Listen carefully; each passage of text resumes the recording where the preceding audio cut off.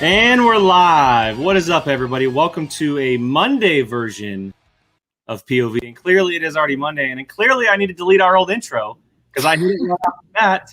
Going a little old school for this Monday. But you know what? Who cares? We're here. We are excited. And we have a lot of Schmoedown to talk about because this last week in Schmoedown was pretty crazy. And we're going to get into it. Obviously, prepare a little bit for this upcoming week as well, which is even a little bit more wild. But before we get to that, crew, how's everybody doing? Jill, Molly, Brian, you guys good? How was the weekend? Good. Not long enough. Pretty good. Yeah. It's pretty chill. I made pasta. I made homemade pasta by hand over the weekend. I saw the picture of that. That was cool. It was torture. It was a lot of hard labor. How are your forearms? I let my my friend who weightlifts do all that stuff because I would just have I'm good. But we have learned to next time not use a rolling pin, and we are going to invest in the KitchenAid attachment where the pasta roller is a thing. Because they were some thick boys, those noodles, but they tasted fine. It was a fun day. Enjoyed myself. And now I have chips and guacamole.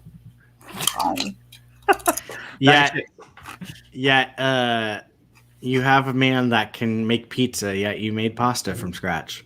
Right? I'm still waiting for him to make me a freaking pizza.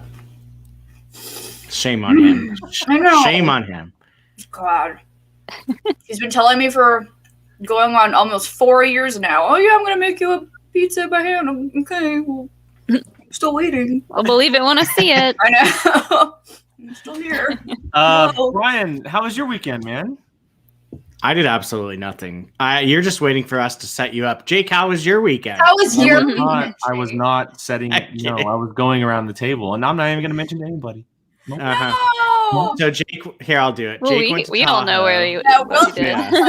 I was able to get out of town. I went to Lake Tahoe for the weekend. So pretty. It was very, very nice. It was very quiet. About 55 to 60 degrees all weekend long. We drove up Saturday morning, came back later yesterday. It was very nice. And it was, like I said, it was much needed. Obviously, everyone's been locked up for a long time, haven't been able to do too much. And it was a nice little getaway for a day. So I had a good time. Yeah. So And his dog tried to play a trick on him. Well, did play a trick on him, and I almost got stuck running all the way to his house. You almost got stuck running? Okay, I will never ask you again to come help with Kylo because of that. No, Aww. I would have, but I I had a feeling he was faking you. So Kylo, I have this spot in my backyard where he can kind of get behind one fence and in between the main neighbor fence, and he kind of like runs back and forth between there. And we have a furbo. My aunt bought us a furbo a couple years ago, and so we can kind of see him and whatnot. Well, I didn't put him outside that day because my sister had come up and met us, and so she put him outside. Well, for the entire day, we didn't hear a peep nor see him at all. Oh, so God. I was like, okay, that's kind of strange. He usually barks a couple times at the neighbor. He kind of walks back and forth a little bit because you can talk through the furbo. If we say his name, he'll come around the corner. Yeah. I saw in the corner he had knocked some stuff over, so I thought he was stuck for 4 hours. I thought he was like legit stuck behind the fence, not because he's not going to jump over everything. He's a real wimp when it comes to that stuff. But yeah, so I was like, Brian, kind of have a Kylo emergency. Would you be willing to drive to Roseville and see if he's okay? And then Gabby beat me to it and called our friend who lives like 8 minutes away.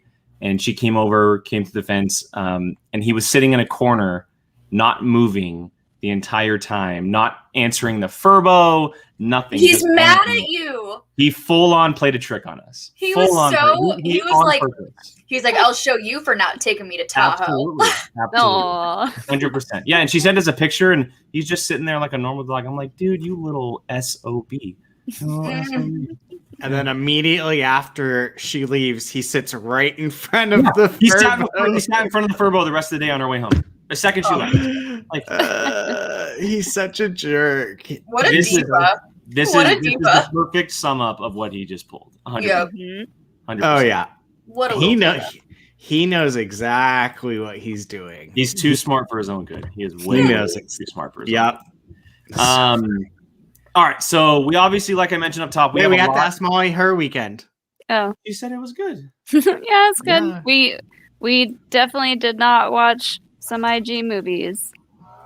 Not at all. Did nothing for Easter. I made chili. So I saw that. It looked so good. I've never heard, and you put it out, Zombie Appreciation Day. You've never heard of that? No. It took me a little bit to figure it out. Yeah. And then I was like, oh my God, that's good.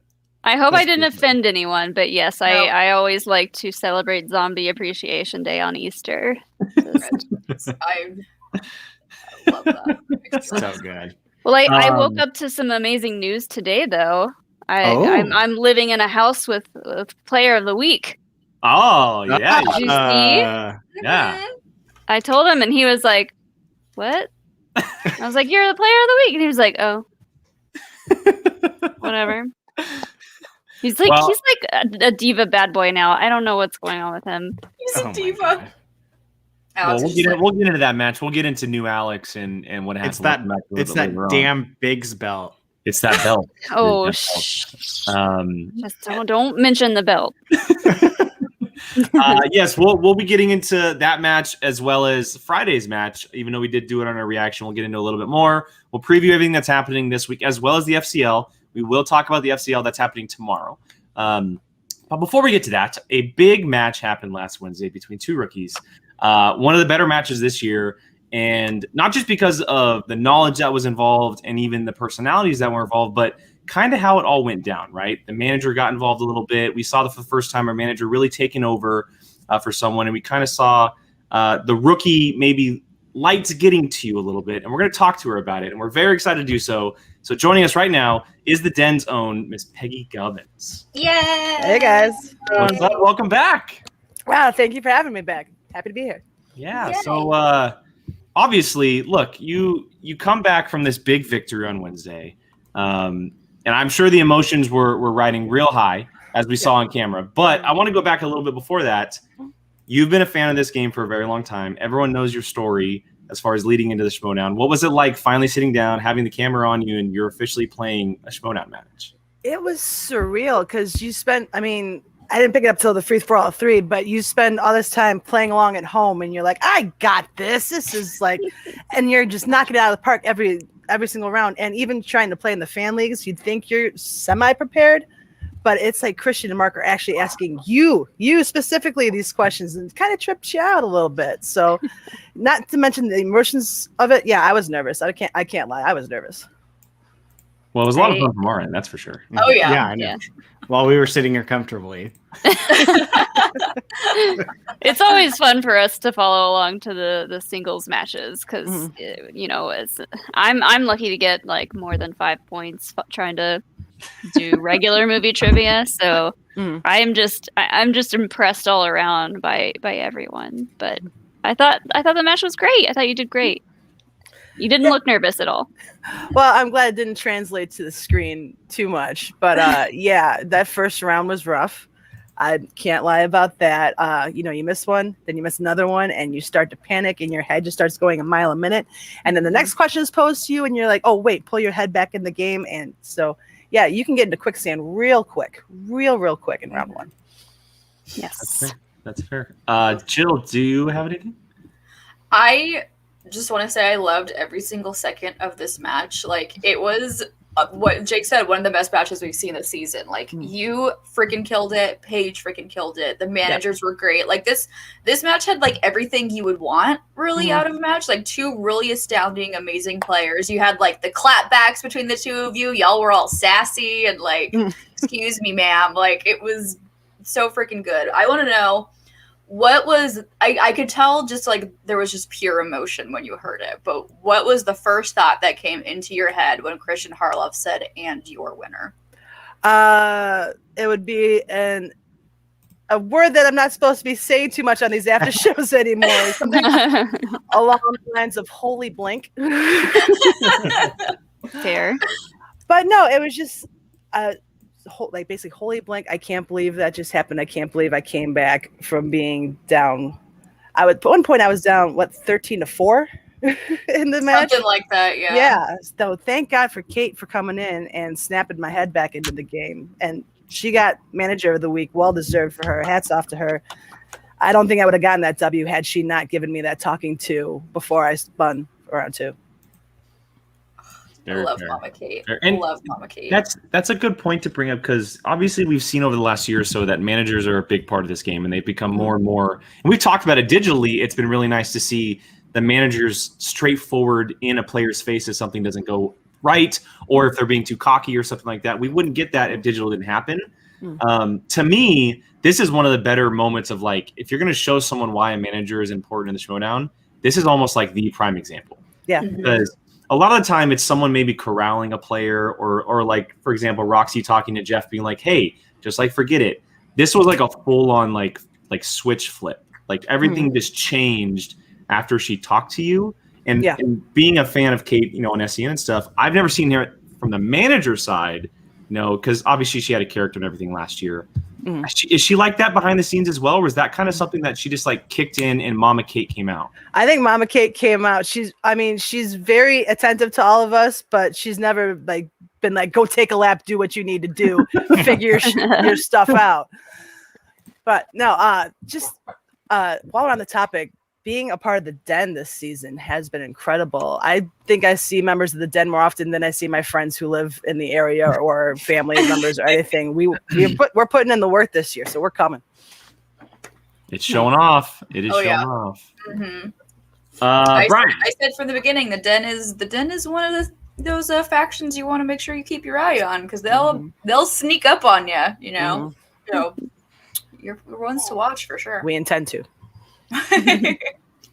Brian? So I want to know, coming out of round 2, were you kind of still, I mean, you stumbled a little bit round 1. Round 2, things went nicely. Yeah, a little bit better. Were you like, okay, I can do this, I can still win? Or was it like, what were you thinking at that point? No, I was doing the math in my head, and I was like, okay, it's going to be back and forth. Just whoever's the first trip up is basically going to be the game at this point. So, got my 2-point question. Luckily, that was a movie I was very familiar with. I've seen Armageddon a lot. And apologies for the whining in the background. Rory is whining at me right now, if that's catching on the mic. She's down at my feet right now. And then I got the 3-point question, which was who was played Scrooge in Muppets Christmas Carol. And I will say my head the wheel started turning on that one, just panicking a little bit, because I know that PJ likes to be a little tricky. They didn't say what actor, they said who. So that could very well be a Muppet. And in my household, we watched the George C. Scott version of That's A Christmas Carol, point.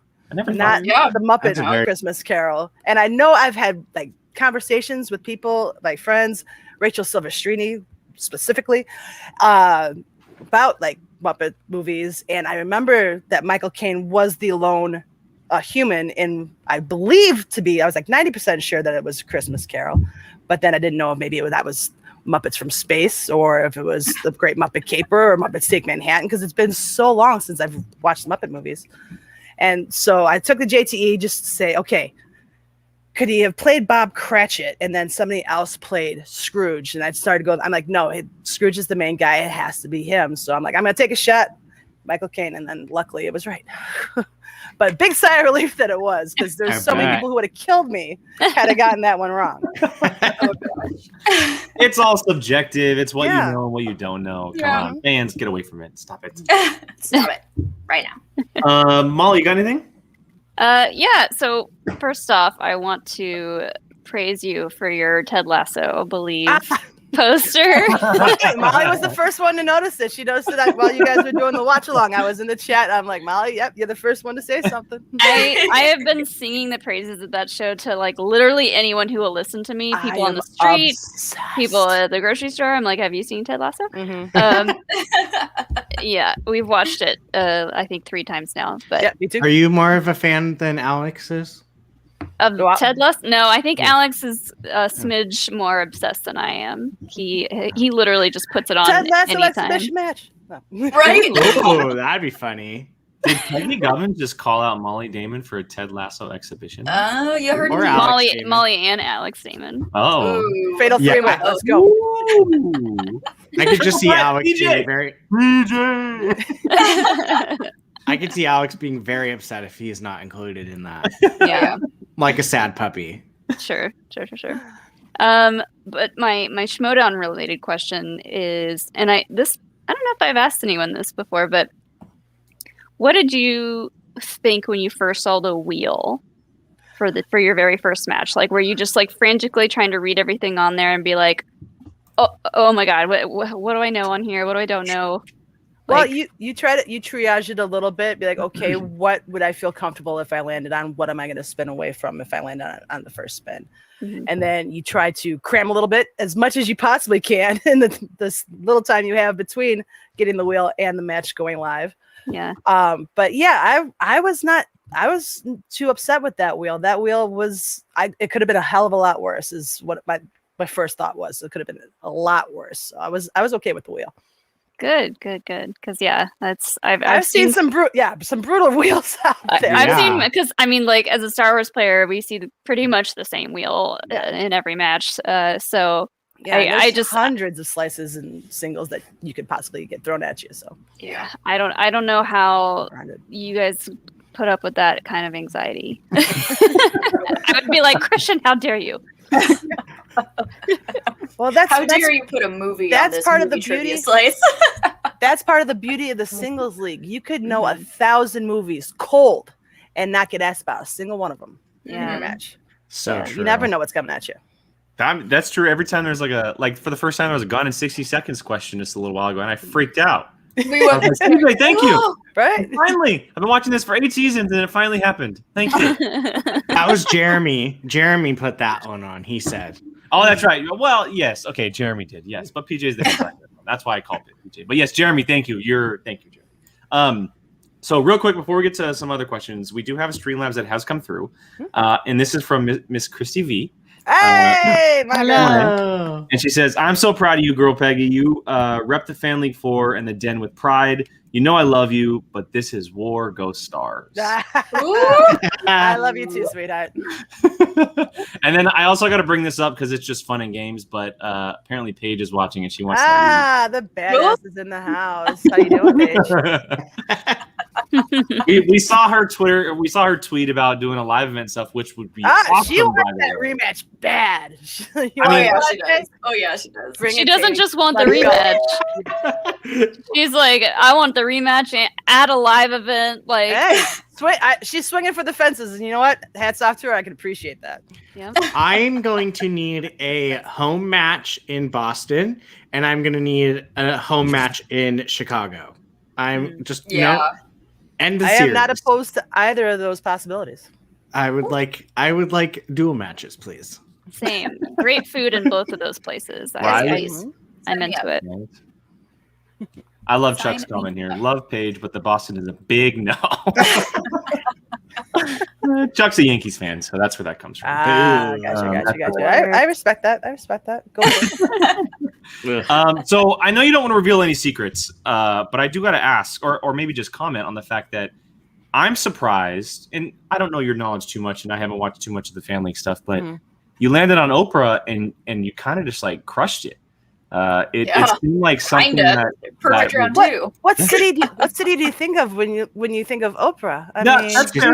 That's fair. Chicago. That's totally I took true. it as a sign. I'm like, you want to know what? Landed on my girl Oprah. Why not? Let's roll. Let's see what everyone thinks. So was Then- it That's was it fair. really that type of mentality, or did you go into this match thinking like, oh, if I'm on Oprah, like I'm absolutely okay with this? It was one of the ones where if I had landed on it, I was pretty sure I was going to take it because it's one of the newer slices that came out this season, and I had studied it along with a variety of others that were on that wheel slice. And I wouldn't say it was my strongest slice on that wheel by a stretch, but I was comfortable with it. And there was other things I would have been less comfortable with had I spun away. So Nice. You know who else slated Oprah? I was just gonna say. Yay. Oprah and J-Lo. I was gonna say Oprah and J-Lo. Apparently, those are my strengths. So, I mean, slay. I mean, slay. I don't know, but I was very pleased. I was very pleased with those questions. Not gonna lie. Oh goodness. I was too. They were in my wheelhouse, thankfully. Okay, here we go. She's back at it. Bring it. Loser has to buy winner a beer. I like cider, just so you know. Oh, Like cider.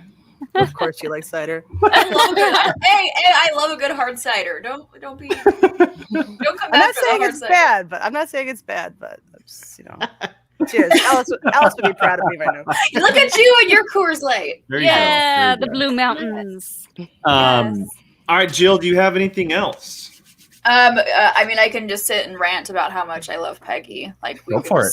Go for it. We're going around the table. I'll see how much you love it. But no, like, I'm so freaking stoked for you. Like, as someone who was adjacent to the Den last season, that is a wonderful faction. And y'all, like I said, y'all are kicking butt and taking names. And the Den is the one to watch, you guys. I said at the beginning, they're like the dark horse of the season, I think. Yeah. So It's not where I expected to land, but I'm so thankful that I did because I love every single one on that faction. And that makes me so freaking happy because they're all such amazing people. And I know you're gonna do some really freaking great things, and I just cannot wait for your match and just your whole story of how you even got to this position on the Schmoedown is so just incredibly just so amazing, and it really touched my heart. And I was literally watching your match at work, and I had to like keep myself from crying at work because it was just like just so emotional and just amazing. And all the kudos to you, and you are going to do some amazing things in this league. And can I just give a shout out to Nerd Chronic right now for him dealing with a delicate situation so professionally, and he knocked it out of the park.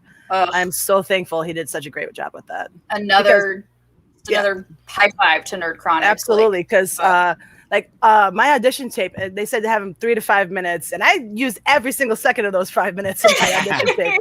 And so he had to figure out a way to cut that down to maybe a minute or something like that. So and he did a fantastic job.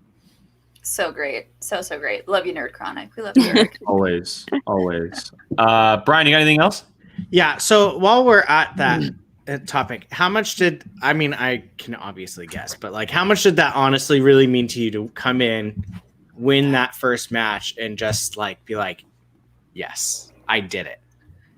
The weight that lifted off my shoulders when Christian yelled "and your winner," and I looked up and I saw that I had gone big screen and that this was actually happening was immense, because I really wanted to win it for Mike. I wanted to win it for my older brother, and had I lost, the pressure I would have put on myself for that next match would have been probably insurmountable. I probably would have been a shaking, nervous wreck for the next match. So now I kind of feel like I'm playing with house money for whatever comes up next. Those are the most dangerous people. I'm just saying, the ones that think that mentality are the ones that are scary. I did it. I got the win for him. Now I'm playing for me.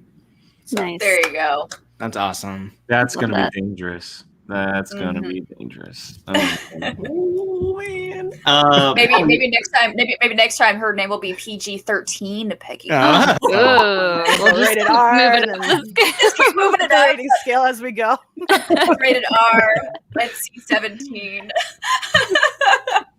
Schmoedown after dark. If we start doing matches that are only for 18 plus, I don't know. How is that not a name being used right now? What, Schmoedown After Dark.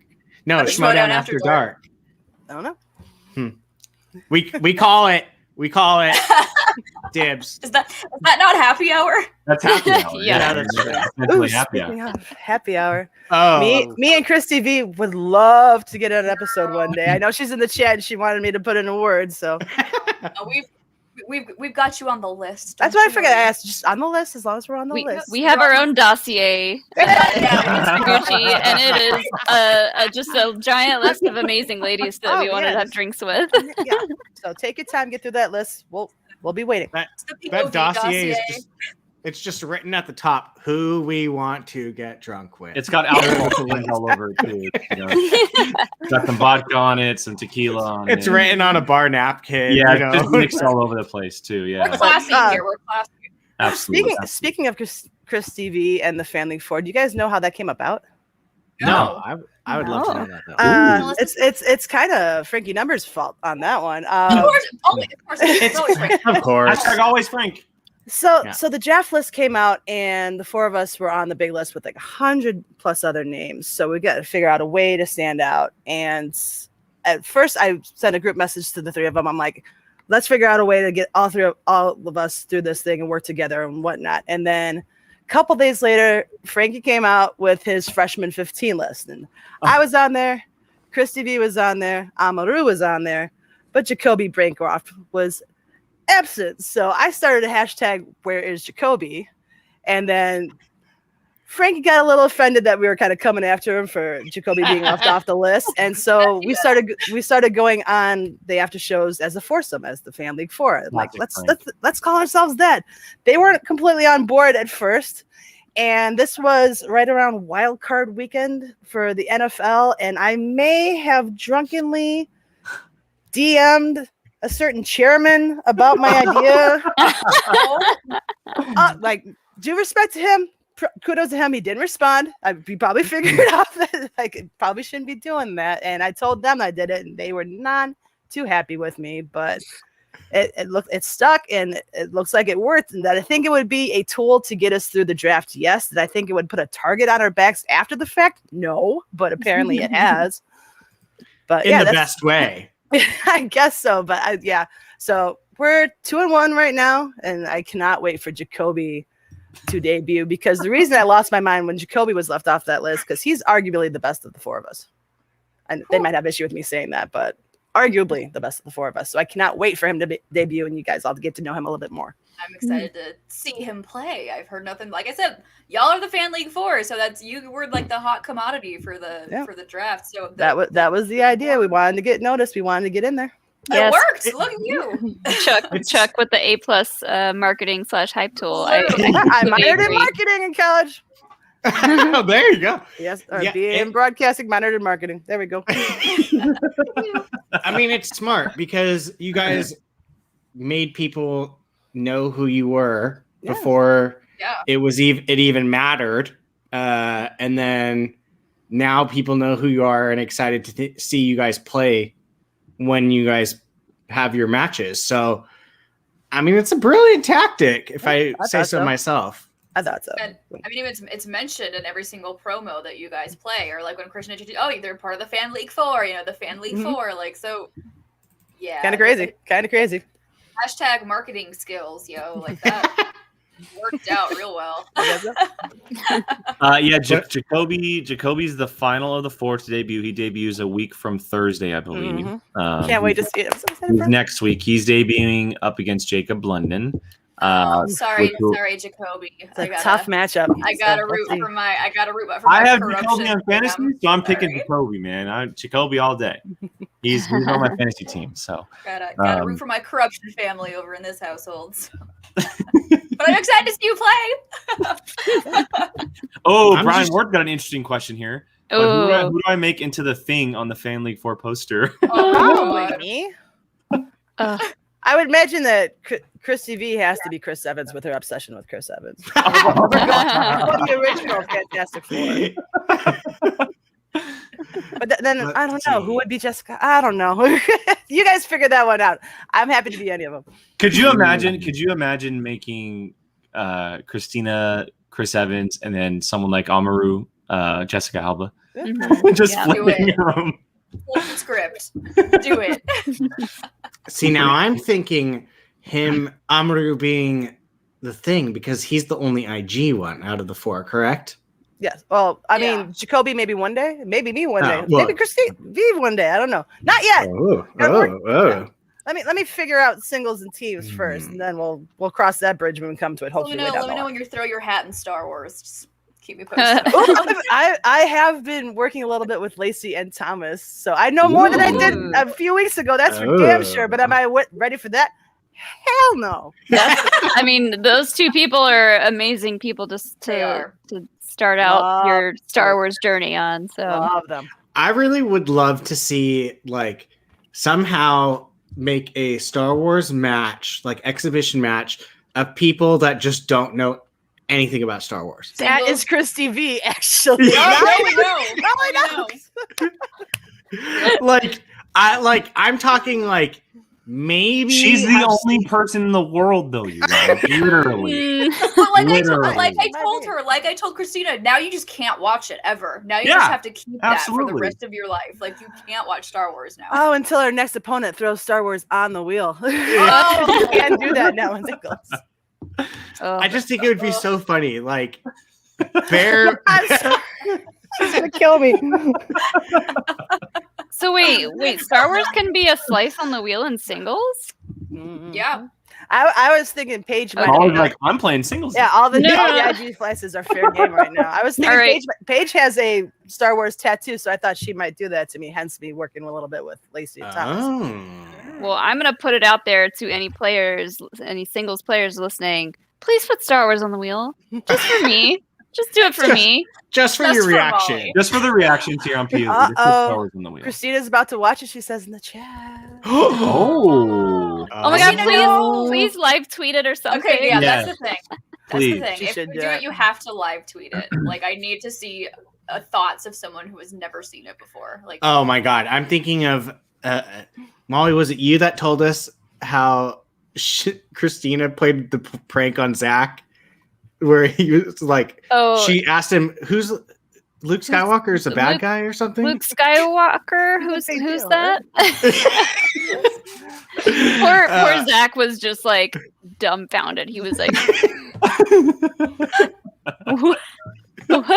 "What? Oh god!" But can you imagine, like like if we did like an exhibition and it was just people with like that would be so no knowledge. Can you imagine the questions? They'd be like, "Who is a Rancor?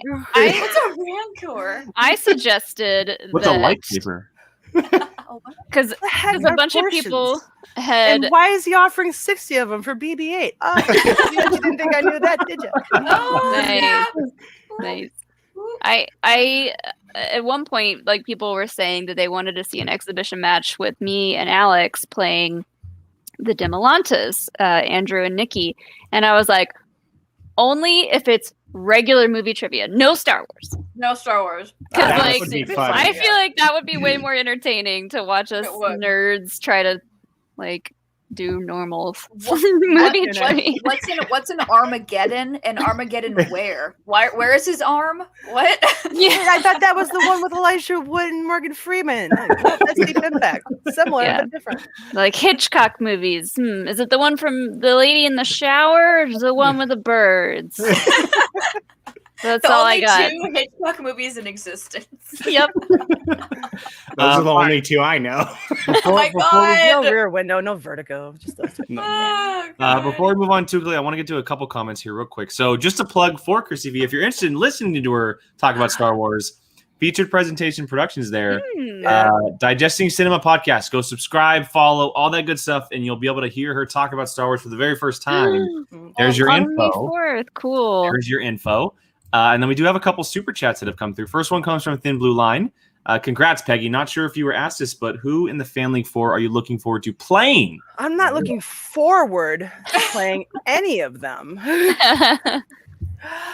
I don't think me versus Amaru is going to happen anytime soon. I don't think, unless maybe he goes teams with somebody in where the team is matching against him or something. So it's God. I don't want to play either Jacoby or Chris. Christian would turn my nickname to Crybaby because I would cry. So instead of going to PG-13, it would be rated G, Peggy Gubbins. Yeah. You get a much more docile, subtle, very bashful version of myself. That's fair. The next one comes from Maxwell. I love you all, but especially Peggy. There you go. That's fine. That's allowed. We agree. Allowed. He likes to affectionately refer to me as Ampersand. And Peggy. And Peggy. And Peggy. Love it. Did you see the 4 of us? We were like, leave it to Maxwell. I got it when she said Aunt Peggy. I know my musical. Dang it. We are cultured folk. We're cultured folk. We know about Hamilton and musicals. We know. If We it was know a all Star about Wars. we know all about Les Miserables. We know. Yeah. Oh my god, that was hilarious. What's the number? looking at you- 32945? What? Looking at you, Brad Gilmore. Les Miserables. All right, so I do have a question before we move on here, and I wanted to ask because it did get brought up. Teams is now a thing again in the Schmoedown. Is that something that you would be interested in? Would you love to play teams? If so, do you have a partner in mind, or is that too much information to reveal? I am looking forward to teams when I'm able to get into teams. Beyond that, I can't say anything. Interesting. Love it. Drop I the feel like suspense. teams would just be so much fun. That was what I was looking forward to most, because if you can find the right person where you cover the most like your base is like the largest, Yeah. that makes it hard to beat. So if I find someone where they can fill in the gaps and I can do likewise for them, that'd be cool. Oof. That's the Molly, gold you would- ticket for teams. If you were doing teams, you'd be like the Lady Berries. Like that's probably what you would want to be. The ladyberries. I can just see you. Lady Berries. Yeah. Lady Berries. But We it would would- be like it'd be sipping wine instead of chugging a beer or something. Yes. tequila. Yes. Although- Ladyberries. Although Josh McCouga has come to studio and drinking wine out of a straw. So That's true. He did it during a match. Yeah, I was gonna say he did it during a match He in a did during a bottle. match. It was out of a bottle. Yep, yes it was. According to the movie Shag, you get drunker that way if you drink out of a straw. I believe it. I think he said the exact same thing. He said, "Wow, the alcohol content really gets in here fast with these glass straws." I mean, I tried really hard to convince Dan to pick me as his partner for teams instead of Ben, but like, Missed don't know. opportunity. You guys would have had a better team name. So oh, for sure. The Danger Zone, the Maverick, it just makes sense. Right? Me and Dan taking over teams, but no. I'm trying to think of a name Right. now. You just gotta find your goose. Yeah. There you go. See, movie trivia, Molly. Goose and Maverick. You and Video Drew. I'm gonna die on that hill. Oh my God, Ooh. yes. I would love that. Make it weird. Make it weird. Yes. Video Drew's no joke. She's been studying her butt off. Oh, I'm yes, not she gonna has. Absolutely. We don't mess around in the dungeon. lie. Oof. Alex. Thank you. that's Someone agrees with me. Well, we would be the Dengar zone. There you go. But Yes! Oh, not the danger zone. The Dengar zone. Dengar. wow. That's pretty good. Oh my God, I'm obsessed. Now I want this to happen. All right, before we let Peggy go, does anybody else have anything they would like to ask her? I do. Okay. So this is something that I thought of the other day of asking people who have had their first win in the Schmoedown, and is it do you have any like superstitions now in the back of your head? Was there like a sweatshirt or like sweatpants or something that you were wearing when you won that you're like, okay, I gotta wear this for every match now? I am not going to be like Alice in League of Their Own, where I refuse to change my socks or anything like that. No. Yeah, I think I did get the advice to just about an hour before ahead of the match to just go take a walk, listen to music, clear my head, just kind of get like just relax, try to shake it off, get in the zone. And You're doing the Rocky, right? Listening to music. Yeah. Getting pumped up. Yeah, I mean, I used to do that before basketball games back in the day, anyways. So yeah, that will probably be something I continue to do. But aside from that, no, not really. All right, cool. Yeah, because I won a match in a certain pair of sweatpants that are like falling apart, and I was like, oh no, I have to wear these to a live event at some point if I keep winning in them. Oh my God. That is fair. That is fair. Yeah, all right, so- you and your cursed for live events. Oh, live Well, matches. yeah. Never mind. Just live matches in general. Just a Yeah, live in general. match in general. They've all been live. It's not fair. all right, so I want to ask one question before we get to the POV question, which I don't know if we've ever asked you before. I don't know if we've asked you the actual POV question, but I feel like we have, but we can ask possibly again. we'll Probably have to during the double interview, check. It might have changed. But now that your match has happened, Mhm. and we're looking forward to whenever you do play next. Is there someone that you do have in mind? I have yet to call out anyone ever throughout the entire process, but or people. Or people. Or people. Or a faction. Well, or a faction. Let's see. Speaking of the Family 4. Oh no. There is a little bit in me that wants to like right a wrong that has happened. Oh no. One of them. So I'm thinking Rager. Oh.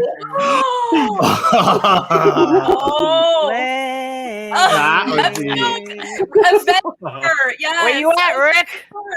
Where you at, Rick? I don't know if it'll happen. I don't know if it'll happen, but if I had to pick somebody, I know, like I mentioned before, Christina loves Chris Evans, so I would love to be her first Avenger. Oh. So in my ideal world, that would be the case. I'm thinking they might put me up against someone who's not a rookie. I don't know. I mean, I have not heard. But I mean, there's so many people that still have there's so many people who still have yet to debut. So I don't know. Maybe it's someone who I have yet to see play. Could be anybody. That's the thing that's so crazy about this season is there's still so many players that we haven't seen yet. Like it's crazy, but this season is so fun. We have 5 rookies debuting this week. Yay, rookie week! Oh, that's right. 5 rookies, and then the return of Mark Hoyk as well. Yes.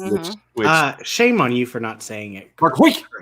And those of you $10 patrons in the chat, do not reveal the match that dropped today. That drops for almost everybody else on Wednesday. Yeah, don't spoil. Don't spoil. Yeah, don't spoil Shush on you. Patreon only matches. Yeah, shush on you. All right, we'll go ahead and finish off with the question that we always ask our guests here. And again, we don't know if we have asked you. Yeah, you did. I remember.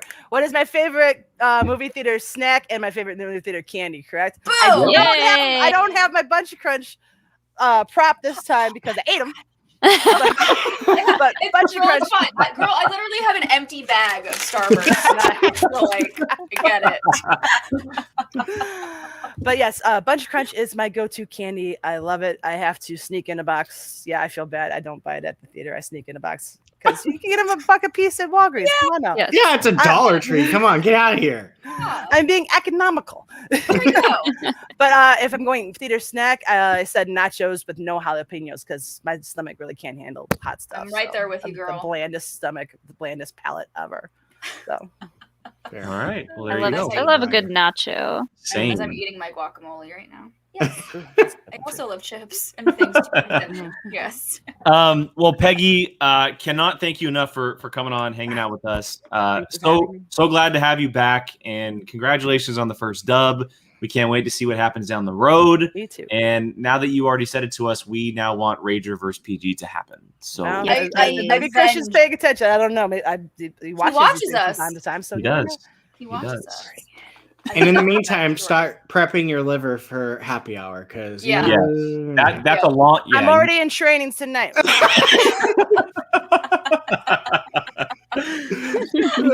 God. Fair enough. Everything's training to me. So perfect. Well, Peggy, thank you again, and we'll catch you soon. Hope so. Thanks, Peggy. guys. Congratulations. Congrats. Oh yeah, she's coming on. She's coming on an episode of Happy Hour for sure. Oh, for sure. There are not enough months in the world in our entire lives to have enough cool people on our show. Right. Well, I'm sure that we can say though that they're on a very short list. They are. They are definitely on a very short list. We're like planned out till like July. Oh yeah, we're making some serious plans. Oh, guys, I'm telling you right now, if one of the plans comes into fruition, my goodness. But we'll see if that happens. We might have to push Jake's girlfriend's birthday for it. I mean, that's how serious. That's how good it's going to be. I mean, well, speaking of happy hour, we'll do a quick plug this Saturday, everybody. This Saturday, Jill and Molly will be joined by Rachel Silvestrini, April 10th at 5 o'clock. It's going to be, if you've seen Chaos and Happy Hour before, you ain't seen nothing yet. You have not seen nothing yet. Rachel Silvestrini is going to bring the house down on Happy Hour. It's going to be a blast. I thought you were going to say you haven't seen Mayhem. I guess that probably would have been better to say, but it just didn't come to mind at that time. I was talking, you were thinking, I'm just speaking my words. But anyway, the signature drink will come out later this week for all of you 21 and over. Jill has been preparing it and setting it up, and it'll come out later this week, and it's going to be very, very cool. I think I got the recipe down. I'm just trying to figure out the layers. It's definitely tiered towards Rachel, which is really cool. Mm-hmm. It's a very fun color. Can we reveal the color? Sure. Yeah. It's purple. It's purple. Well, just like our logo. And just like her show. Well, I guess it was purple once. Movies, Music, and Mayhem is purple. I think the logo is purple. It's not purple drink, though. It's not. We're not getting that crazy. No. Like I said, it is a recipe from my now defunct bar that I used to work at the Disneyland Resort. So I stole the recipe and trying to. I got the ingredients. The recipe I'm still trying to figure out, but we'll get there. Hopefully by tomorrow, we'll figure it out. So, but it's delicious. It is good.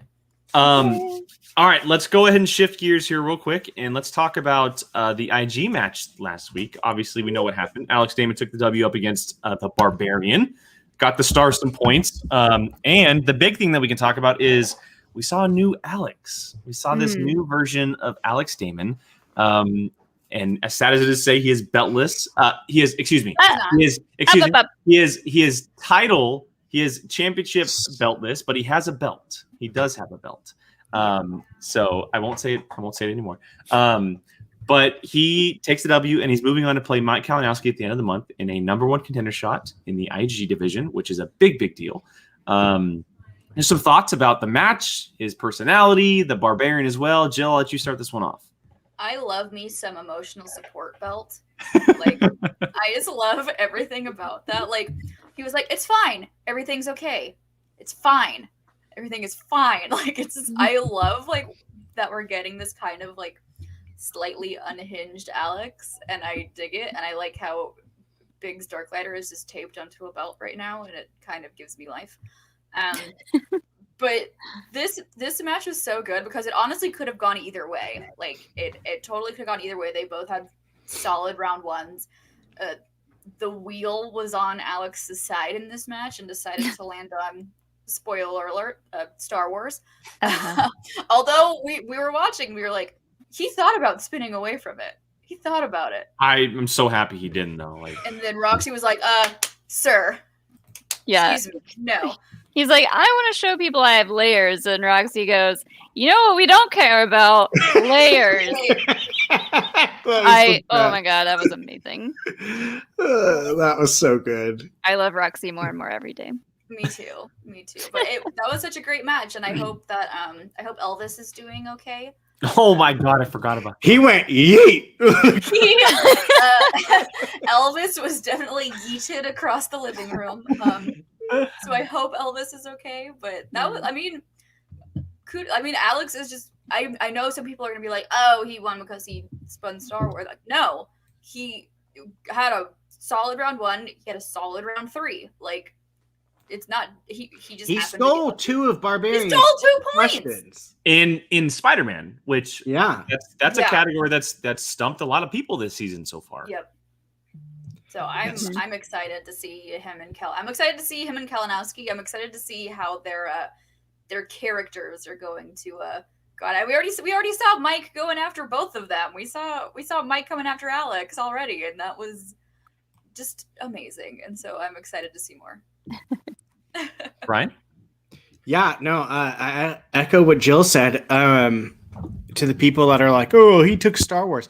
He didn't want to take Star Wars. You didn't want to. He absolutely was going to spin again, in my opinion. And just the way he looked, he was like, screw it. And then Roxy was like, oh, no, you're taking Star Wars, and went from there. But he did fantastic. Barbarian put up a very good fight too. I mean, by no means was he out of this match at any point.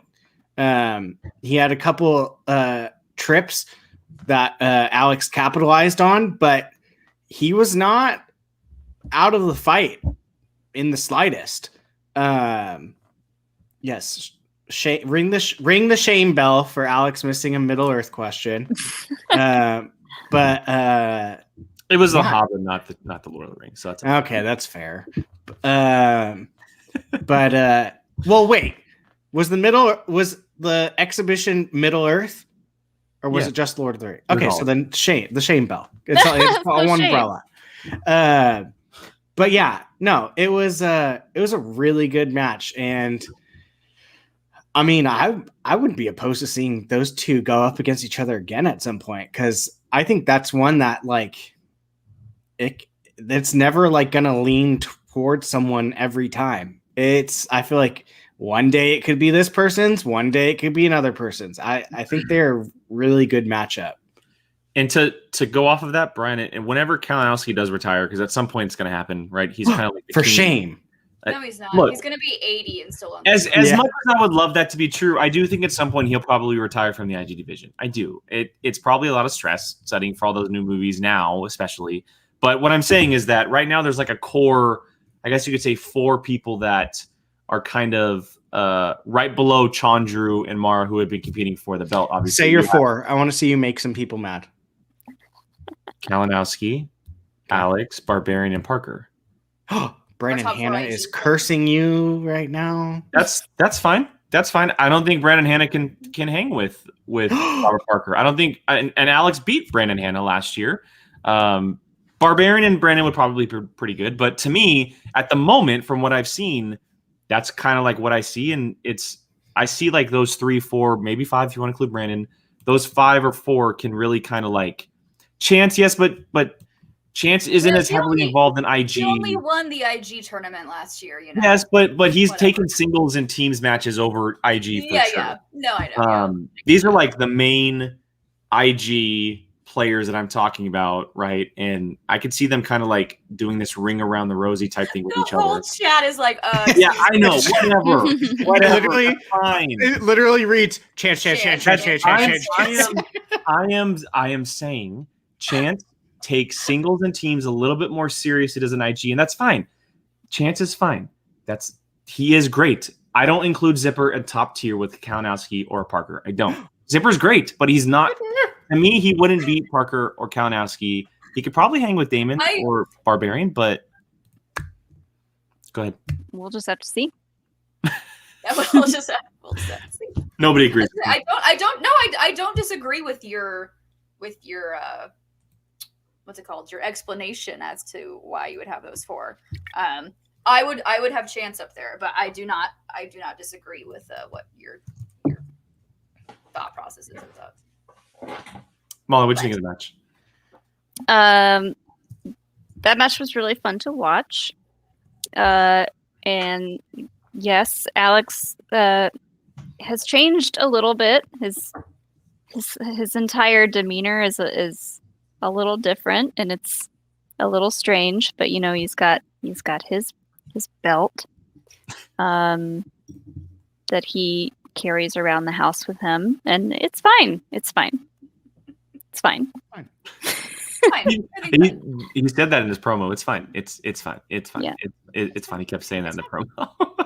Yeah, there was like a hard edit in that promo where I'm pretty sure Alex went off the deep end and Nerd Chronic had to do some magic. Maybe we'll see that happen one day in a match. But overall, I do think the two of them were really well matched. Like we said before, they both missed 2 in round 1, and they both missed one that was their strength. So like Alex missed a Middle Earth question, Barbarian missed a Jurassic Park question. So we were like, what's happening? Scandal. And then Alex Alex deferring to Barbarian and then getting 2 steals in Spider-Man was so bonkers to me. I don't know where he keeps this information. I was like, we haven't watched Spider-Man in years, like any of them. Well, and he got the age question right, which was a tough one. When did Norman Osborn send his kid off to boarding school? Yeah, which was a tough question. Like that's just a random. If you know Spider-Man, like you're gonna know that. But we've seen so far that Spider-Man's a really tough category. Oh yeah, it is. And like really it makes sense when you think about it because there's not that many Spider-Man movies, so you can get pretty deep cut with the trivia on that. But and then yeah, he spun Star Wars, and even I was like a little bit like, oh man, I know he's been prepping for all the other categories except Star Wars for his IG stuff. But like Roxy, I'm glad he took it. That was a smart thing to do. And yeah, I'm very excited to see him play Mike again. He seems, fine. Of course he seems fine. Of course he is determined to get back the Star Wars belt, but after having been KO'd by Mike Kalinowski, this rematch is no joke for him. He there's a little extra fire under his butt for this next match because he got KO'd, and I cannot wait to see what happens. And just the banter between the two of them is going to be adorable. It is. I told Alex, I was like, you should get the sucker too, and then you don't let him play his little I'm having a sucker and being cute. You just do the same thing back. No, he needs to get a giant lollipop. Yeah. One of those giant swirly colored ones. Yeah. I was like, you can have candy. I'm sure Shannon allows Mike a certain amount of candy every month. What's up, What's up, Brad? Hi. What's up, Brad? I think someone might be here to see if we talk about. We are. We're talking the teams match from Friday, and then we were gonna do our right bidding and preview the FCL match tomorrow. Let's preview or talk about that teams match from Friday because it was a big one. A number one contenders match between Final Exam and Shazam takes the shocking TKO victory on this one. Finally, my Final Exam just didn't have it. They just didn't have it, and it's unfortunate. Maybe it's just beginning of the season jitters, or they just weren't on the same page. We also saw Lon struggled a little bit, but nobody's putting all the fault on Lon because they had a chance. They had a chance in the second round. They faltered a little bit in the second round, but to Shazam's credit, they just totally dominated. They got a category for Bibbs in the second round that he dominated in, and it showed. And they're going on to play the Odd Couple. They're getting that rematch to get the belts back, possibly at the end of the month. Which will be a big match. Brian, I'll start with you. What are your thoughts on this one? The first thing that I thought of was last year when Paul said that 9 out of 10 times they're on their A game, you try to catch them on their one. This was one of their 9. It seemed like there was nothing that was going to stop them from winning this one. It was just kind of like a freight train coming at you. You got to get out of the way because there was no stopping it. That was not a great showing for Final Exam. But at the same time, I don't think there was any stopping Shazam in that match. In the slightest. They might be one of the most consistent teams of all time. Yeah. I mean, yeah. They're after seeing that, I was like, they look like one of those teams where it's who can beat them? That was they might be one of the teams that they only beat themselves. Absolutely. Yeah, and that's kind of what we've seen from them too. Every single time they lose, it's because they played themselves. I guess is what you could say. They're a strong team. And the next match they play is going to be a 5-rounder, and that plays in Shazam's favor. I agree. The speed round is a big deal. Bibbs and Brendan are both pretty good at answering quickly. We've seen Odd Couple struggle. Obviously, off-season training and stuff like that with speed rounds, because they're the champions, it could help them. But at this point, I give the upper hand to Shazam in that round. It's going to be a lot of fun, though. It's going to be a lot of fun to see because they're getting a rematch, which is really, really cool. Jill, what did you think of this match overall? I was sad. No. I was No, sad. no primetime time dances. No primetime time dances, No. and it's not like it's like I said, it's one of those things where I can never be upset that Shazam wins because I love Shazam, I love Bibbs, I love Brendan. So it's not that I wasn't upset that Shazam lost. I was super thrilled for Shazam. I was sad that Final Exam lost in the way that they did. They are both better players than that. You could see just the pure frustration that Paul had at the end of that match. Yeah, I haven't seen Paul like that in a long time. No, since he lost the belt to Bateman in Spectacular. Yeah, you can tell he was just crushed and frustrated, and there was probably a bunch of different thoughts in his head. So it was all the congratulations to Bibbs and Brendan because I'm sorry, I got to bring this up. Brian Ward just tagged us in something.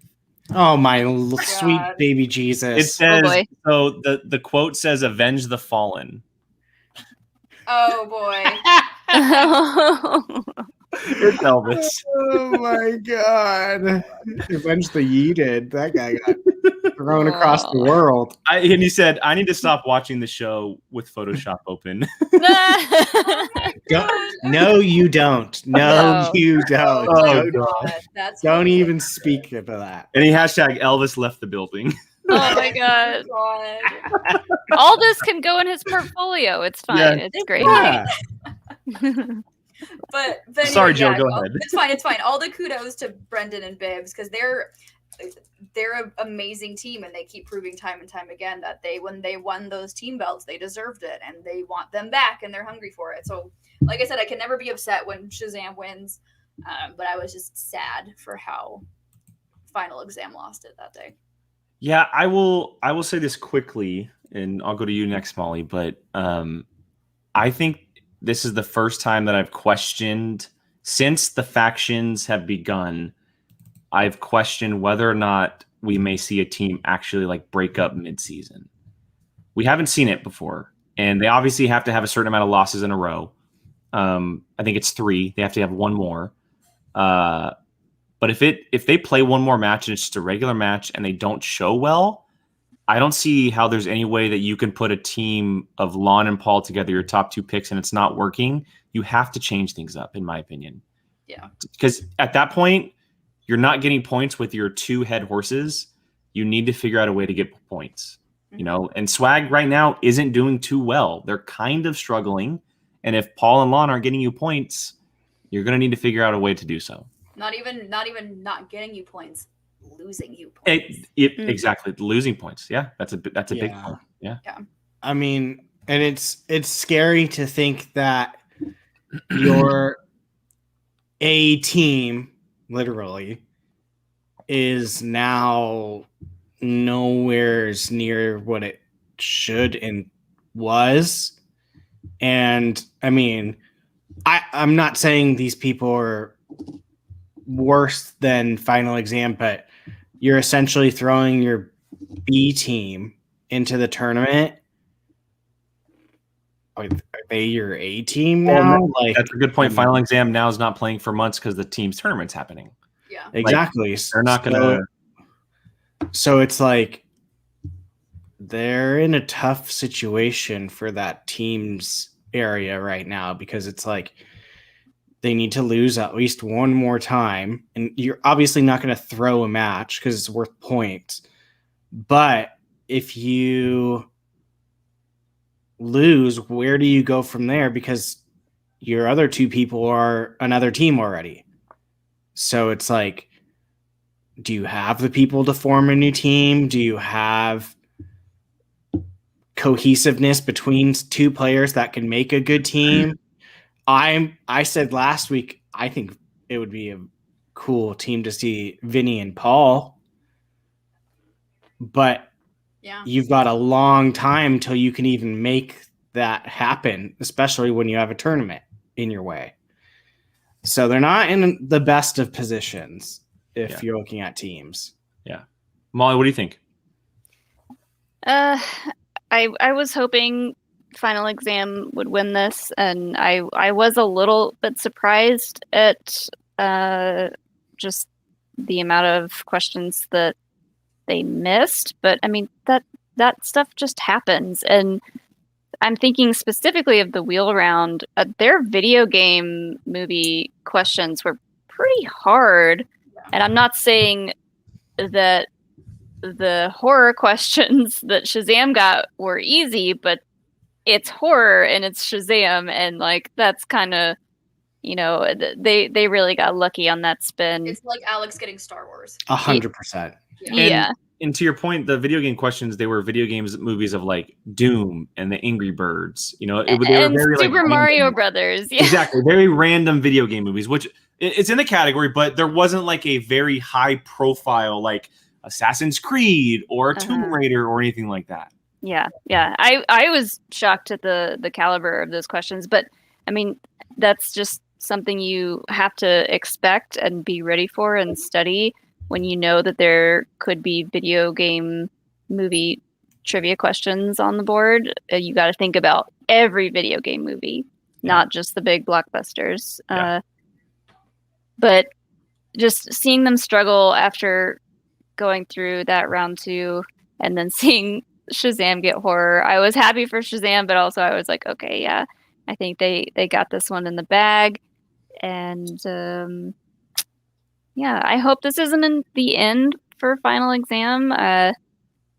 But you know, if they want to shake up teams, that's up to their faction, and you know they'll handle all that stuff internally. And I hope that Paul and Lon know that there's a lot of people out there rooting for them, and they love them as a team no matter what. Yeah, everyone has said how much they love Paul since he's been on Swag, and everyone continues to say that Lon is one of the best players who's never touched a belt. So it's just they just have to figure it out. They just need to figure it out a little bit. His character work is just pristine. Yeah, it's so good. It's so it's great. Chef's it's great. kiss. I'm kind of bummed that I was wrong about the fact of the delinquent and the professor merging, because I think that would have been hilarious. I wish that had happened. I do like, wish that had happened. Where they could like pull each other like at the same time, like him trying to be a delinquent and then him being smart professor. Like that would have been funny. I'm just waiting for him to treat Taco kind of like Barbarian treats Elvis, and like hold him up and be like, "What's that?" Well, hopefully he doesn't treat him like last match. So we as long as he doesn't. Brian, don't Photoshop that. Don't Photoshop that. Not about the throwing, but like about the whispering of the answer. Like, "What's that, Taco?" Yep. The petting. I agree. No, That's please no fair. Yeeting Taco across the room, please. No. All right, let's go ahead and preview some matches, guys, because we have a lot of them this week, including FCL. We have 7 matches, which is might be the biggest number so far that we've had ever, because this is the first time that we have FCL with a pay-per-view happening on Friday as well. So let's start with the FCL, because it is the first one that does come out. This happens tomorrow, 3 p.m. Pacific on the Schmoedown's Twitch channel. Make sure you guys are followed, subscribe, all that good stuff. But we have Furtado versus Adams and Frost versus, I don't even want to butcher his name, but Batoglia. I am so sorry if I butchered your name. But yes, this is the card for tomorrow. I don't know which one's first, which one's second. I believe it says on the card there. But let's start with the first one, guys. Furtado and Adams. We've obviously talked to Robert quite a bit. I don't know very much about Furtado, but he had a great promo video, by the way, that was posted a little bit earlier, which was great. Just thoughts, maybe give a prediction here real quick. Jill, I'll start with you. Thank you, Robert. How could I go against Robert Adams? Are any of us? Like Robert and Chris are made for, they are there to dominate the FCL. Like bag of chips, you know. They got that chip on their shoulder and they're ready to prove y'all messed up by not putting us on that on that draft list and drafting us, you know. So they're hungry. They're ready to get these chips off their shoulder or out of the bag, or however you want to phrase that. So I got Robert Adams, and I have Iman Frost as well, because we met her during the free agency special we had, and she was just a peach. And I was really upset that they didn't get drafted.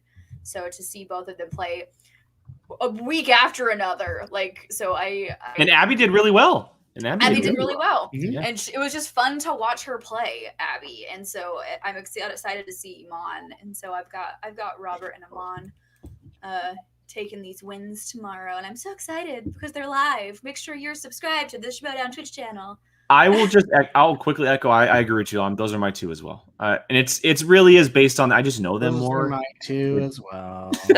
They're my two as well. Clean sweep. Look, and it's nothing against the other competitors. It's just we know nothing about them. I don't know anything about them personally. I've obviously talked to Robert. We've talked to Iman, and she's also a very close friend of Nerd Chronic, and we also want to see them succeed a little bit. But after tomorrow, they could win us over.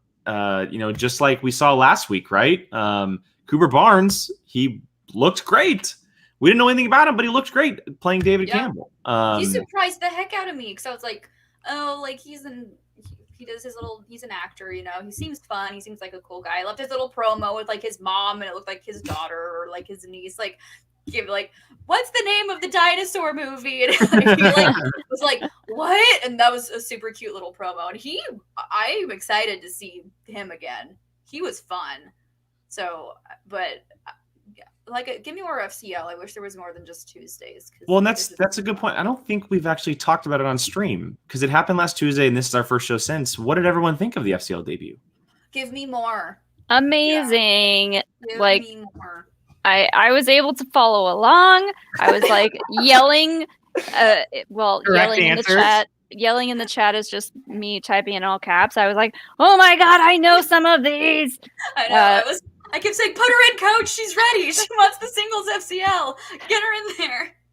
It ran so smoothly, and just I was very impressed with as a person who kind of knows about streaming on Twitch, being able to do all that stuff live with the layouts and everything. It's not easy. Yeah.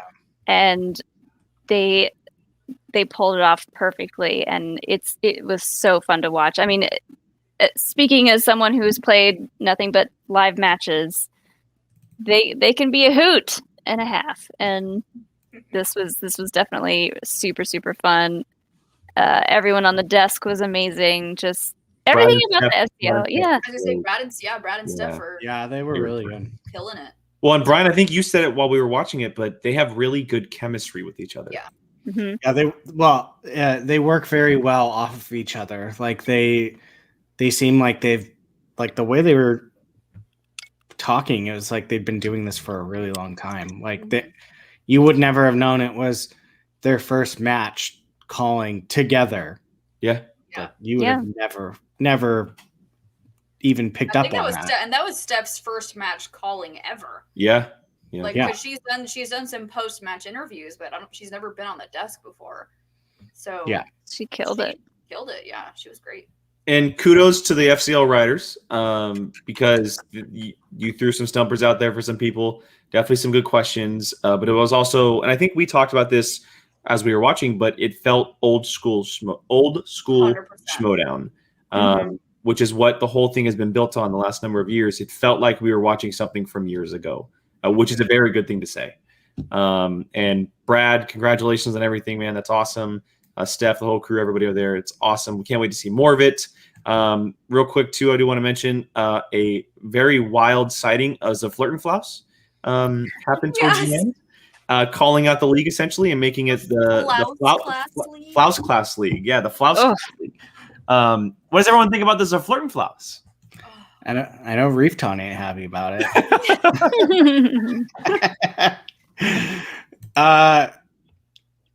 I'm very curious to see who his first match is up against. I know against David. I mean, I think that might have been some thrown. It might have been thrown out, but I don't know if that'll be the first time. At some point, I could see that being maybe drawn in a little bit. Nice. boy. Nice. I think any sighting of Flaus is a gift to us all. Yeah. It really is.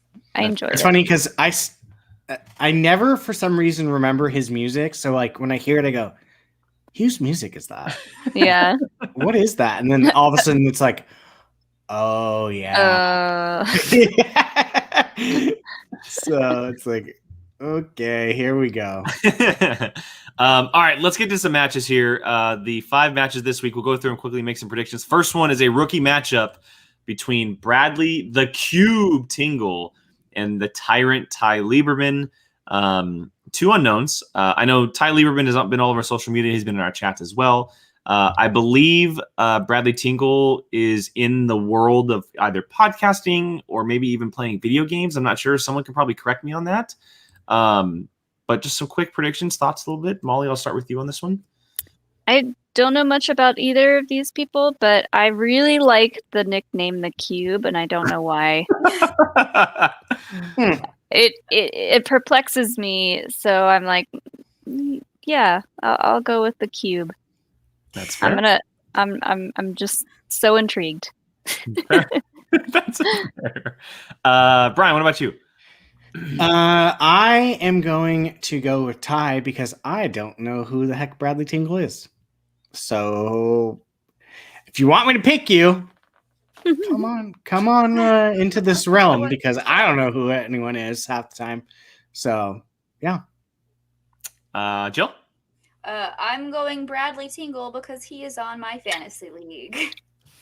Ah, crap! There you go. Even check. I don't know if this is true. King, can you say if this is a joke or not? But apparently he carries a Rubik's Cube with him. I've heard that too, so I think it's true.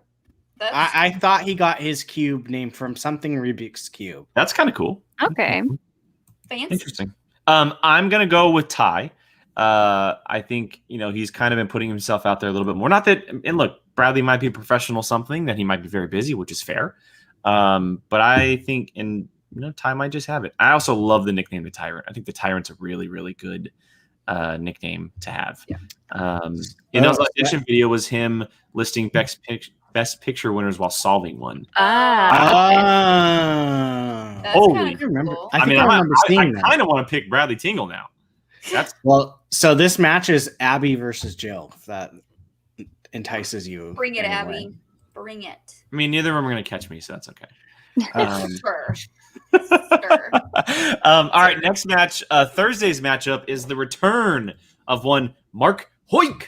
Yay! And he is going up against the rookie of the Finstock Exchange, Downtown Griffin Newman, who has been one of the rookies who has been the most touted out of this rookie class. He was drafted in the first round of the draft by the Exchange. He has his own film podcast. A lot of people have been talking about him, but he's going up against someone named the Enigma, one who made an appearance last year at the end of the season, who is kind of almost in a way on a revenge tour. Brian, I will start with you on this one. Who are you taking? I will never pick against Mark Hoik. I love Mark Hoik. He scares me in the best possible way. Like he makes me laugh. So yeah. What? Snake Jazz got some words here. Interesting. Dude is a Yeah. buzzsaw. Well, again, I can't pick you if I don't know who you are, but I wouldn't pick against Mark Hoik anyways. Jill? I have personal backstory with Mr. Mark Hoik.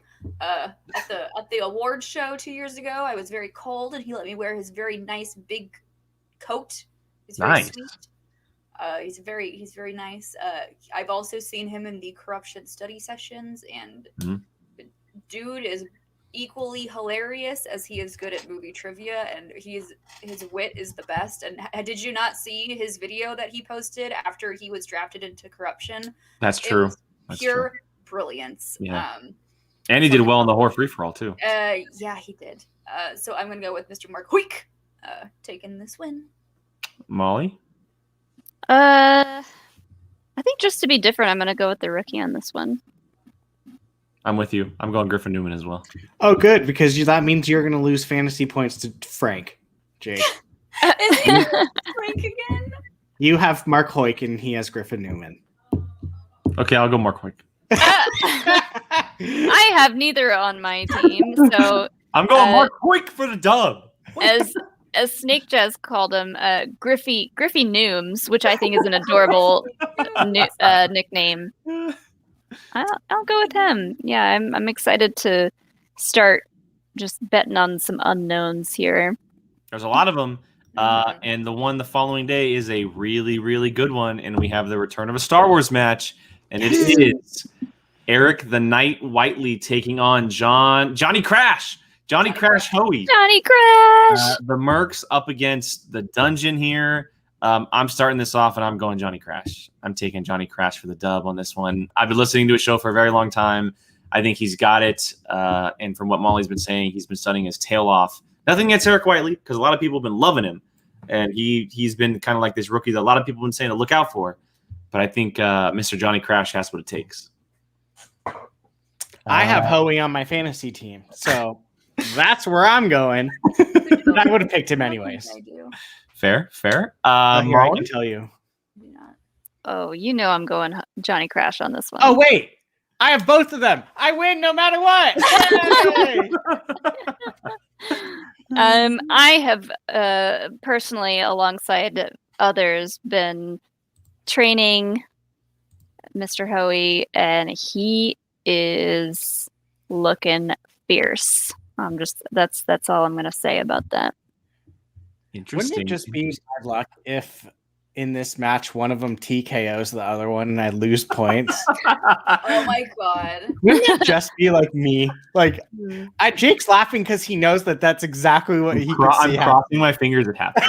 There's no way. The likelihood of there ever being a TKO or a KO in Star Wars is just so please, unlikely. if there is a God, please make it happen. I'll be so mad. So mad. I feel like that's the ultimate dream of a Star Wars player, though, is to make that happen, because it is so rare. Ugh, I would love that. The players are just so good. Jill, what about you? I think this match is definitely going to be one of those Star Wars matches where it's going to come down to whoever has a misstep first, or it could potentially go into overtime. I feel like it's going to be one of those really close matches with these two. But I gotta go with Johnny Crash over here, just because I know that he's studying with the Dungeon, and they're a scary faction. So I'm taking Mr. Johnny Crash. I think this is a match where we're going to watch it very similar to how we watched Peggy versus Paige and be like, well, these guys are going to be around for a long time. I agree. 100%. Eric, obviously, we talked to him, and he seems to be bringing a lot of knowledge from Star Wars, loves Star Wars, has a very big fan base as well. But so does John Hoey. Obviously, he hosts a podcast twice a week. He writes for a Star Wars website. These are two guys that I feel like are going to really impress a lot of people if they have no idea who they are. For those of you who don't know who Whiteley or Hoey are, look out. Friday's match is probably going to impress you quite a bit. All right, I didn't even think about this. Yeah, you still get 2 points. This math just keeps me at 2. All right, let's get to the big one. Friday evening's pay-per-view. Massive match, starting with the one on the right. That is Stacey Howard is taking on Kevin Smith. Stacey Howard returns while Kevin Smith makes a return as well. Kevin Smith is 2-0 currently. And this is going to be a big match. A very fun match. Obviously, for me anyway, a very good pairing of a match between Howard and Smith. Jill, I'll start with you. Are you taking Stacey or are you taking Kevin Smith?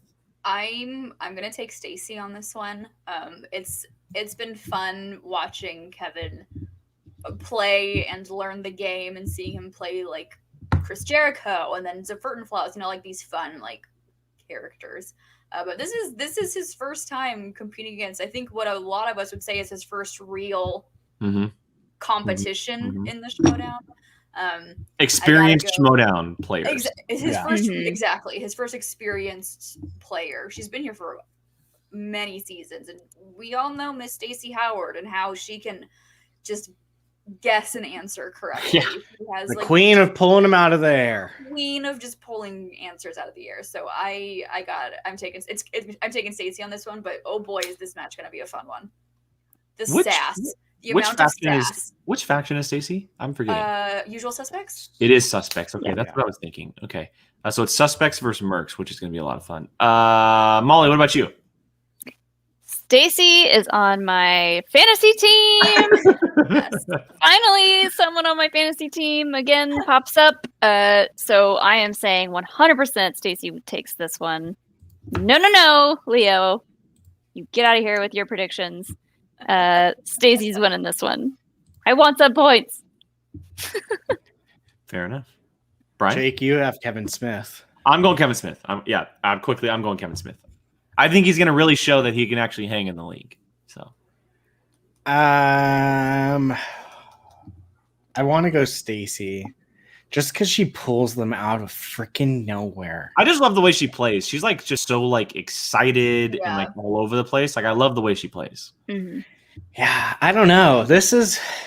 I'm gonna pick Stacy, but this one, I'm very curious because it's someone who we knows movies, but hasn't really been tested. And then Stacy just pulls stuff out of nowhere, and she knows movies too. So it'll be very interesting. Stuff out of nowhere. Yeah, exactly.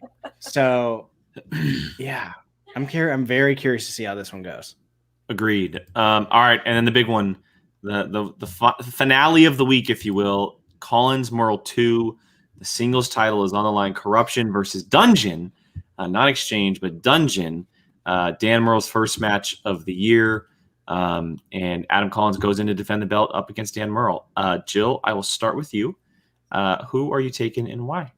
That belt is staying in Corruption. That belt is not going anywhere. The Coyote is gonna chow down on some goat this Friday. Sorry, Molly. So no, yeah, that belt's not leaving this faction. No way, no how. Molly, I'll let you follow that up. Love you, Molly. Dan's taking that belt back. Dan is taking that belt back. He's gonna do it. Adam can't know everything. Adam, look at me. You can't know everything, buddy.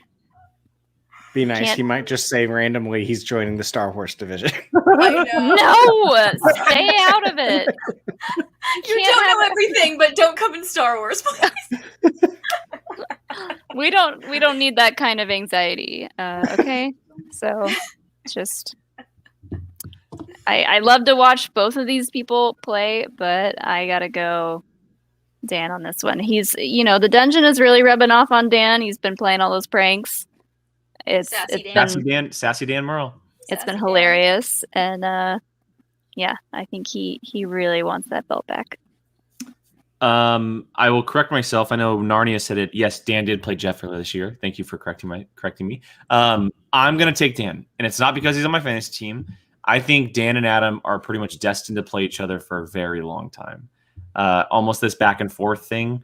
Whether or not they swap the belts or not, I'm not sure. But I do think that they're kind of like the old school Roca versus Merle of old, like a number of years ago.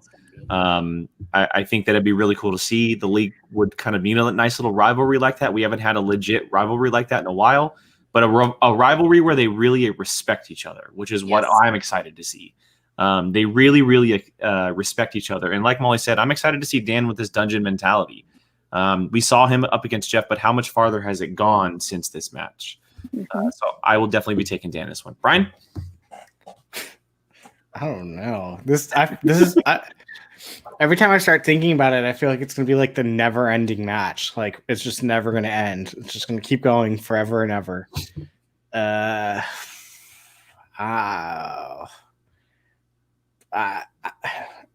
really don't know. Like I start to say one, and then I'm like, no. I mean, I might. I think I'm leaning more towards Dan, just by a hair. Poor Jill. No. By a hair. I don't know. Y'all have no faith in the Coyote.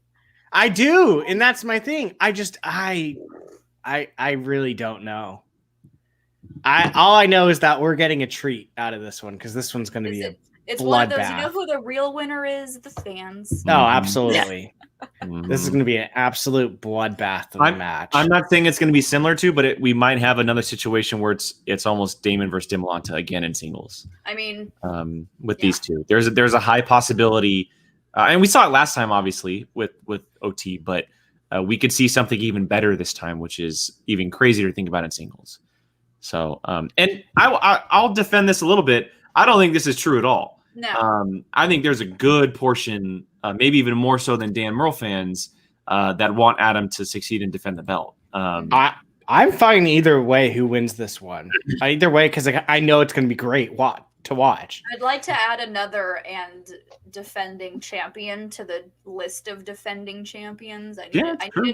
I need a new name up there. I'm sick and tired of the same old names on the defending champion list. That's fair. Let's throw Adam Collins' name up there. I will say this. If they win the belt, the points are going to be jumping high on the fantasy standings. Whereas Corruption... Not fantasy standings, just the standings. Or not fantasy, excuse me. Standings in general. In my head, I'm like, fantasy points. Even though I have no stake in this. Point-wise, Corruption is right back in it if they win.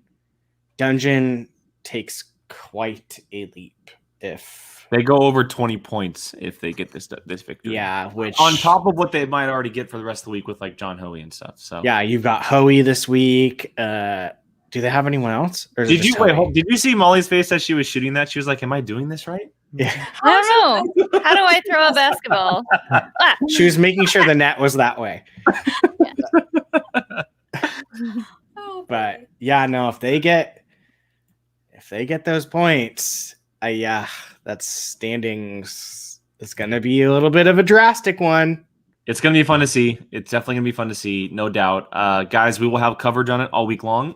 Just a little information for you guys. We won't be doing, as of right now, we won't be doing a reaction to Whiteley and Hoey because the pay-per-view will be going on. Because of our timing. If we can figure something out, possibly. But as of right now, this second, it can change in 5 days. We'll be doing reactions to Wednesday and Thursday's matches, and then you might more than likely going to be seeing clip outs from the pay-per-view itself as well. You'll see those next week, and then we'll be back on Sunday. We already have our guest planned, but I'm not going to reveal who our guest is just yet. You guys will see that later on this week. So, I just thought of, sorry. If Dan wins the belt, Mara and Dan both have singles and IG. Then he goes into teams, with which then he could literally have 4. And then Molly wins the Star Wars belt, and they get all 4. Ta-da! You figured out our big plan. It's going to be interesting. They might be the first faction who has a legit chance at doing so. Mm-hmm. So it'll be very, very interesting. All right, let's go ahead and wrap it up. Let's get out of here, guys. Before we do so, I'll let everybody around the table shoot them off your social media handles and everything. Molly, start us off. I am on Twitter at Molly Damon and on Twitch at Molly Damon, although my comeback to Twitch, who knows when it's going to be.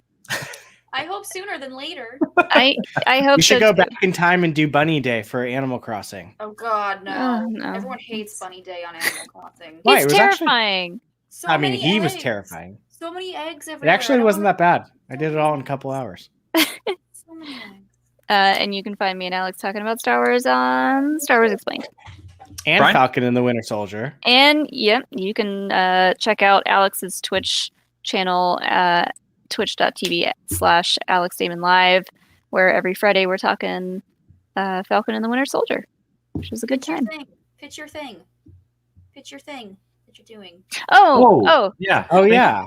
Thank you. Oh, yeah. Me and Alex are doing a kind of a cool thing on Saturday. This is gonna be a long day for me. Before happy hour, Alex and I are kicking off our Saturday with a charity stream with AMFAR in honor of National Youth HIV and AIDS Awareness Day.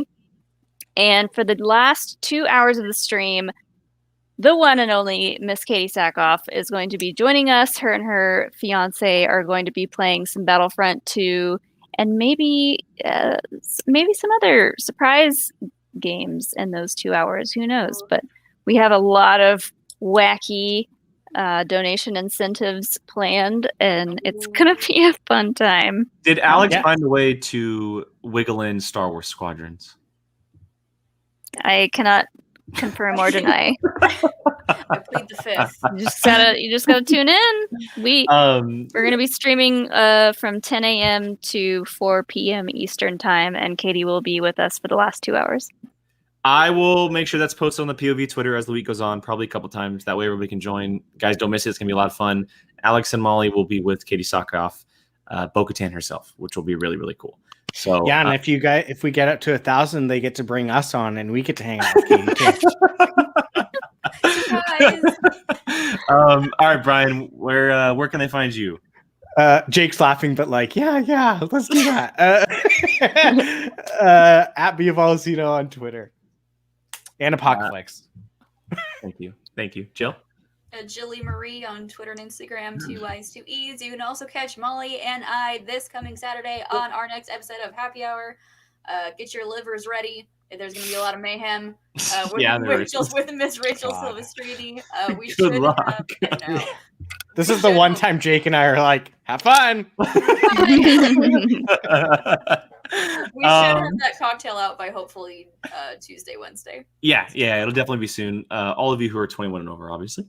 You can find POV on Twitter at Schmoedown POV. All of our links are below, guys, for all of our personal stuff. Other YouTube channels you can find us on. Molly's Twitch channel's in there as well. I'll put Alex's Twitch channel in there as well. That way they can find it for other stuff. Apocalypse movie, like Brian mentioned, multiple times a week for us, doing all kinds of cool movie things. We'll be here multiple times a week as well for reactions this Saturday for Happy Hour, back on Sunday as well. And then myself at Qui-Gon Jake all over social media with 2 N's because someone else took it before I did. Liam Neeson did. What? Liam Neeson was the person that took it from you. Oh, yeah. Liam Neeson, I have that claim to claim, guys. Liam Neeson took my handle before I did. All right, we're going to wrap it up. We're going to head out. Thank you to everyone who's been watching this whole time. Thank you to Peggy Gubbins once again for coming on. Absolute blast. Can't wait to have you back on. We look forward to everything happening in Schmoedown this week. Have a good night, all. We'll see you guys next time.